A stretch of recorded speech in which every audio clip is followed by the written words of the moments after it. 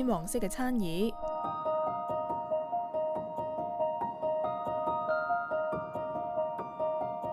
紅色同埋金色嘅休閒凳。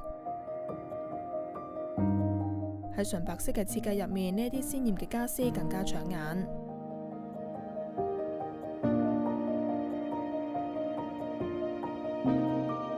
雖然話個設計主題好似係全白咁，但係由於一個我諗一般人嘅先入為主嘅印象啦，就會覺得白色一定係輔助㗎啦。白色可能係功能性上嘅顏色，就好少有人會覺得白色係一個主題。當行入到呢個白色嘅空間，其實彩色嘅家私反而會成為呢一個空間嘅設計焦點咯。單位1500幾尺，大廳嘅佈局偏向窄長。用上永不過時嘅白色，同時有助擴闊空間感。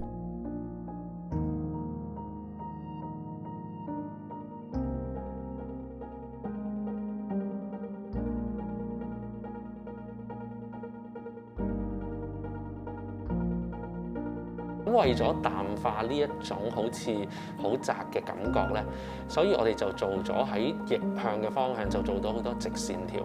例如飾物櫃都係高身，雖然佢有斜角，但係佢都係直線嘅一個設計啦。每一格整齊排列，即使係全白色，仍然能夠豐富飯廳位置嘅視覺。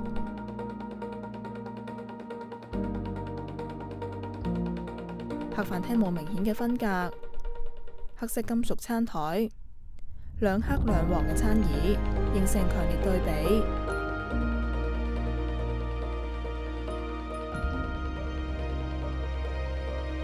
天花冇任何複雜嘅燈飾，改以兩條黑色嘅燈槽，由飯廳伸延去到客廳。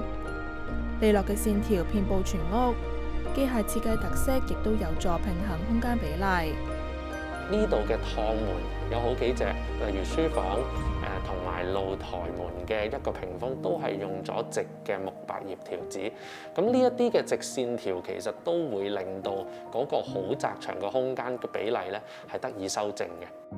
白色木百葉嘅旁邊擺放紅色嘅搖搖凳，底部係熒光橙色。黑色圓形茶几內有乾坤，玻璃裡面有仿金魚嘅設計。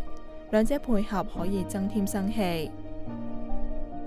無論餐椅抑或係梳化，都選用布藝嘅款式，喺比較拘謹嘅設計底色下面提高溫暖度。兩公婆都差唔多已經係退休嘅年齡啦，咁喺屋企嘅時間會比較多一啲。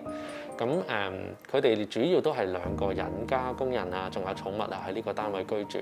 佢哋就會想其實一般人可能會諗到兩個人住1000幾尺單位，梗係會注重空間感啦，大嘅套房、大嘅客廳、大嘅廁所等等。咁但係今次佢哋其實就好了解到自己嘅生活習慣，佢哋會比較着重私人空間。咁所以佢哋兩公婆分別會有自己個人嘅工作間啦，亦都會有自己嘅衣帽間，而呢啲區域都係完全獨立開嘅。梳化背後兩幅白框玻璃嘅屏風入面係男戶主嘅工作間同埋衣帽間。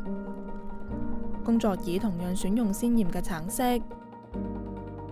旁邊係一列儲物櫃，中間留空嘅部分重新加入粗糙嘅磚紋，並且透過滲光帶出柔和氣氛。白色我諗最大嘅問題就係佢將輪廓好模糊化，空間感啦、線條等等咧，都係會比較淡一啲嘅。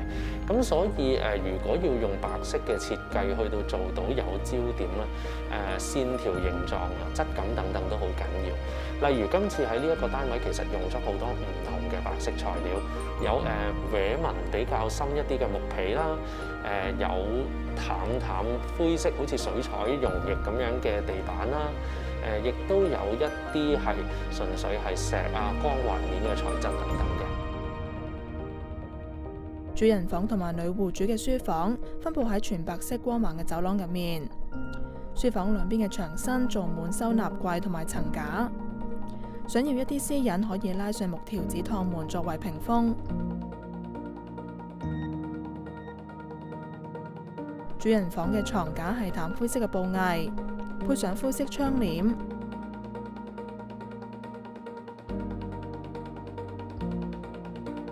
窗邊嘅閱讀角落擺放淡金色嘅凳同埋小茶几。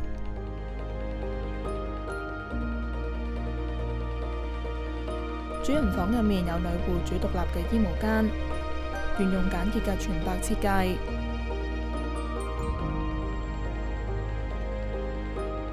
陶瓷設計優雅，洗手盆台面用上雲石，